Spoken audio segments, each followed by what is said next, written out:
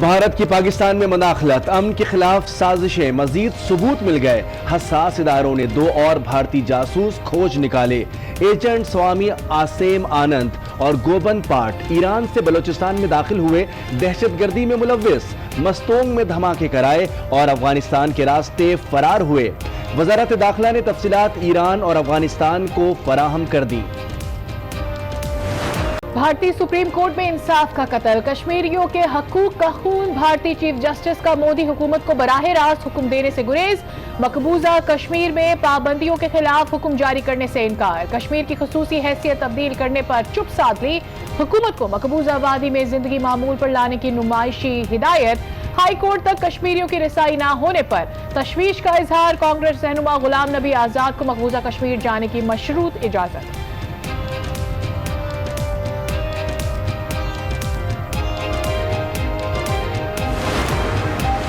حکومت نے مسئلہ کشمیر حل کرنے کا تہیہ کر لیا ہے۔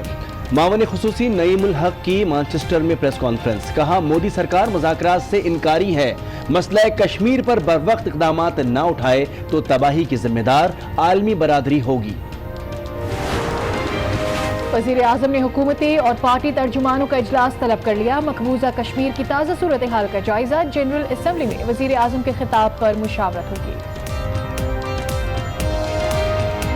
مقبوضہ کشمیر میں کرفیو اور پابندیاں 43ویں روز میں داخل، وادی میں ادویات اور خوراک ختم، معصوم شہریوں کی زندگیوں کو شدید خطرات لاحق، ریاستی دہشت گردی کے تازہ واقعات میں 3 کشمیری شہید ہو گئے۔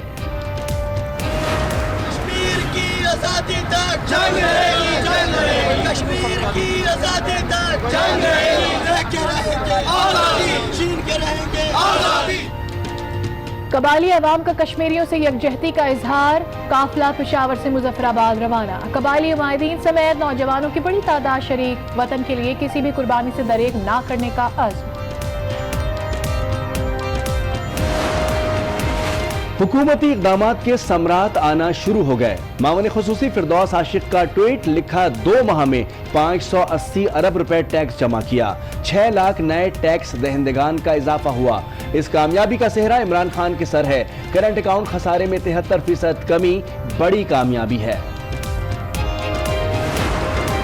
توانائی سیکٹر کو بہت سے چیلنجز کا سامنا ہے، بہتری کے لیے اقدامات کرنا ضروری ہے، وفاقی وزیر عمر ایوب کا سارک توانائی کانفرنس سے خطاب، کہا توانائی کے متبادل ذرائع کے لیے اقدامات کر رہے ہیں۔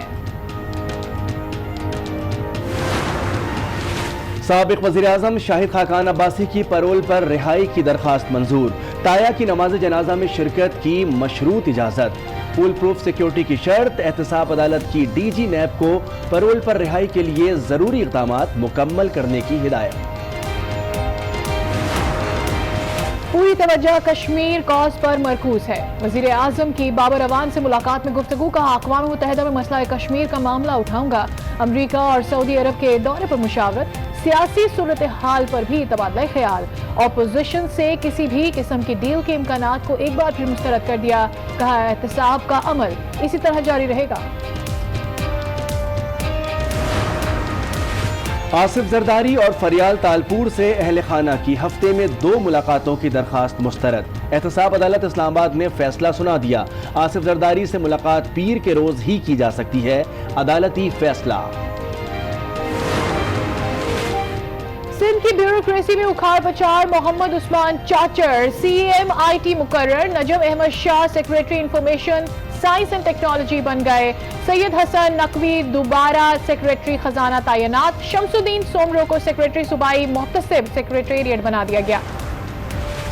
پنجاب حکومت نے سزاؤں کے اطلاق پر قانون لانے کا اعلان کر دیا، وزیر قانون پنجاب کا کہنا ہے کہ رواں سیشن میں 12 بلز اسمبلی سے منظور کرائیں گے، اپوزیشن بلز پر اپنی رائے پیش کرے۔ پنجاب میں ڈینگی مچھروں کی دہشت، اسپتال مریضوں سے بھر گئے، راولپنڈی میں ڈینگی بخار میں مبتلا مریض دم توڑ گیا، 24 گھنٹے میں مزید 167 افراد میں ڈینگی وائرس کی تصدیق، راولپنڈی کے 86، اسلام آباد کے 70 مریض شامل۔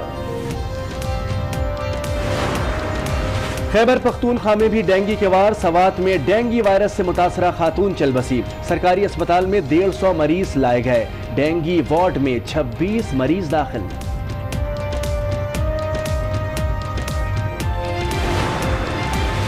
اختیارات کی رکاوٹ میئر اسلام آباد شیخ انصر نے سپریم کورٹ سے رجوع کر لیا. میٹروپولیٹن کارپوریشن کو اب تک اختیارات نہیں دیے گئے.